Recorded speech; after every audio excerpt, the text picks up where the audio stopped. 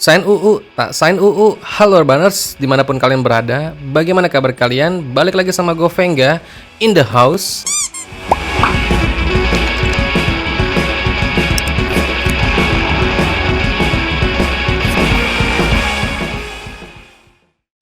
Halo semuanya, balik lagi sama gue Venga di channel Vika Progress. Udah sekitar 2 mingguan ini, handphone yang satu ini nemenin gue sebagai daily driver gue nih. Nah, sekarang gue mau bagiin ke kalian tentang pengalaman gue pakai HP ini kurang lebih semingguan ini. Ini dia Samsung Galaxy A53 5G.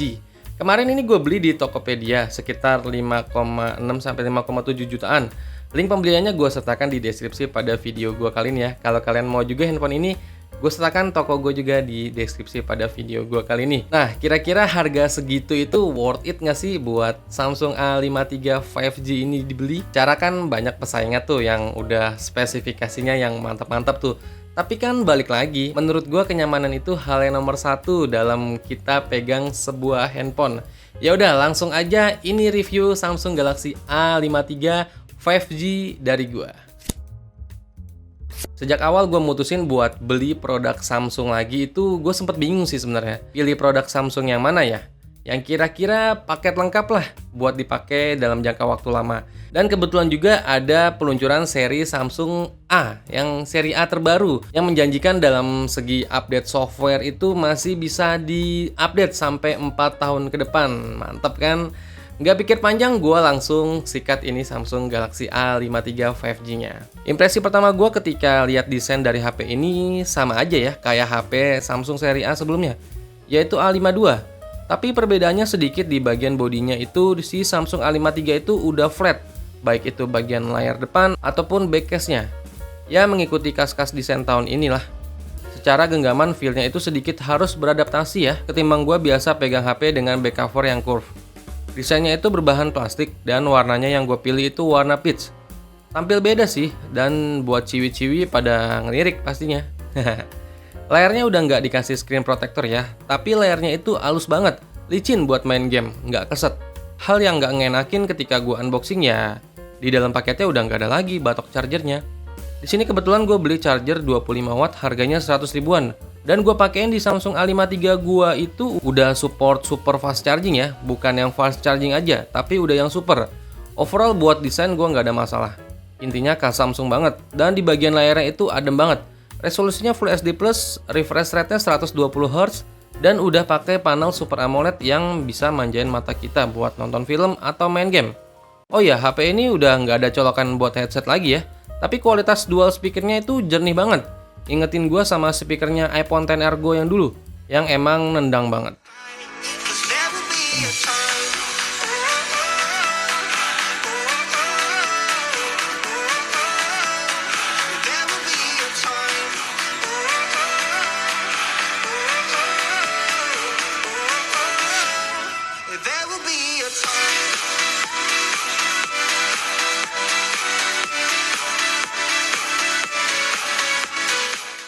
Lanjut ngomongin untuk jeroannya nih, performanya. Samsung A53 ini ditenagai dengan chipset dari Samsungnya itu sendiri, yaitu Exynos 1280, dan dipadukan dengan RAM 8GB, storage-nya 128GB.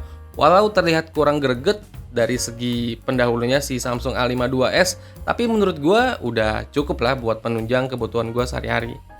Karena berkat optimisasi One UI-nya itu yang friendly banget, jadi ya mau ngapa-ngapain pakai Samsung A53 ini bisa aja. Langsung aja game pertama ini gue main Mobile Legends. Untuk settingan yang gue pakai di mentok bawaan settingannya itu dari HP-nya, yaitu graphics high, refresh rate-nya tinggi ya. Belum bisa ultra ya. Ya mungkin tinggal update ke developer gamenya aja, nanti juga kebuka settingan ultranya. Nah di game Mobile Legends ini gue ngerasain Samsung Galaxy A53 ini masih aman-aman aja dimainkan. Pergerakan karakternya cenderung berada sekitar 40 fps-an di settingan high. Gue nggak ada sama sekali nemuin frame drop di Samsung A53 ini. Main satu game sampai habis kira-kira 15 menitan itu masih stabil. Lanjut ke game FF Max nih. Settingan yang gue pakai grafik maksimal, resolusi high, dan shadow-nya on. FPS-nya juga gue pilih yang tinggi alias semua mentok kanan. Dan hasilnya ketika gue mainin sekitar 10 menitan itu aman-aman aja. Kayak gue main Mobile Legends, nggak ada sama sekali gue nemuin frame drop. Hangatnya pun masih terjaga, dimainin masih smooth banget.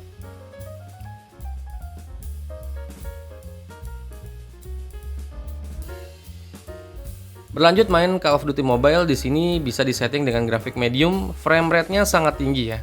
Langsung aja gue mainin pakai resolusi grafik medium dan frame rate-nya sangat tinggi. Main game multiplayer tuh lancar-lancar aja, auto ngebut. Frame rate-nya aman dan kondisi HP-nya juga masih adem ayem. Padahal udah beberapa game yang udah gue mainin dan nggak pakai softcase pula, tapi hangatnya masih terjaga. Dan yang terakhir, game yang wajib di setiap review handphone adalah PUBG Mobile. Lagi-lagi di PUBG Mobile untuk settingan grafiknya belum dioptimalkan ya di Exynos 1280 ini, karena settingan hanya bisa di smooth high. Buat user Samsung A53 sabar-sabar aja dulu ya. Semoga si Samsung cepat ngeluarin optimisasi dari chipsetnya lewat update software. Dan main PUBG Mobile, settingan yang gue pakai di Samsung A53 ini di SD frame rate-nya high. Gue main sekitaran 10 menit lebih, sumpah. Ini prosesor mantep banget buat settingan itu. Panasnya itu loh, gue nggak nemuin panas banget gitu yang bikin tangan gue nggak nyampan. Overall masih dikatakan hangat aja. Nggak ada sama sekali gue nemuin frame drop dan keadaan HP-nya pun masih hangat-hangat aja.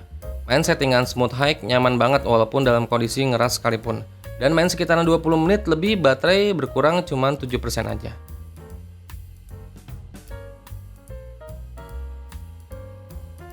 Soal baterai, kapasitas di Samsung Galaxy A53 ini dia di 5000 mAh. Tapi percaya deh, ini baterai awet, dipakai intens seharian bisa bertahan dalam sekali ngecas aja. Gila, mantap nih baterainya. NFC juga hadir ya di Samsung A53 ini. Jadi bisa isi saldo e-money atau cuma sekedar cek saldo, bisa. Dan satu lagi fitur rating IP67-nya itu loh. Si Samsung Galaxy A53 ini bisa kita buat nyelam. Ini yang gue suka sih. Jadi kita bisa berenang sambil kita merekam atau foto, itu bisa kita nyelemin. Kalau nggak salah kurang lebih waktunya 30 menit dalam kedalaman 1,5 meter. Ini udah bisa kita ajak nyelam-nyelam. Berlanjut ke kameranya, si Samsung A53 ini punya 4 buah lensa belakang dan 1 lensa depan. Resolusi utamanya 64 megapiksel. 2 megapiksel untuk ultrawide-nya dan masing-masing 5 megapiksel untuk depth sensor dan makro. Hasil yang ditangkap itu tajam, tapi ke arah yang natural. Tone warnanya juga dapat, saturasinya pas, nggak lebay, dan foto malamnya juga cakep.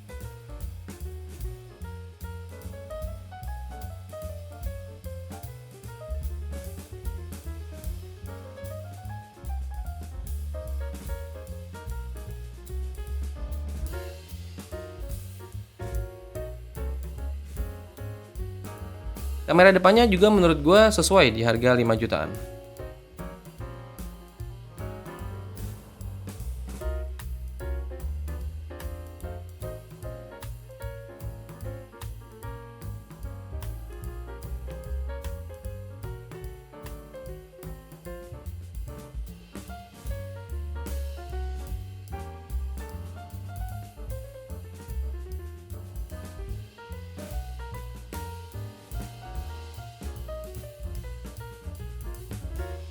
Di bagian perekaman videonya, Samsung A53 ini juga udah cakep. Detailnya dapat karena kameranya udah ada OIS-nya atau Optical Image Stabilization yang bisa bikin foto kita atau rekam video itu nggak gampang goyang-goyang.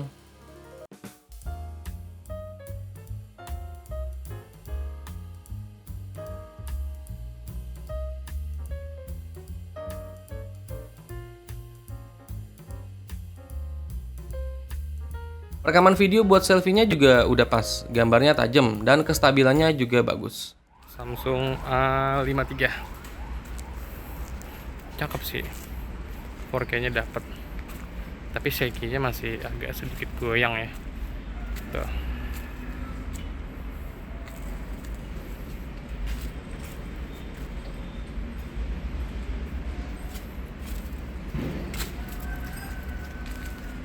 Backlight, coba kita arahin ke backlight belakang, dynamic range-nya gimana nih. Oke. Ya, 4K 30 fps. Cakep.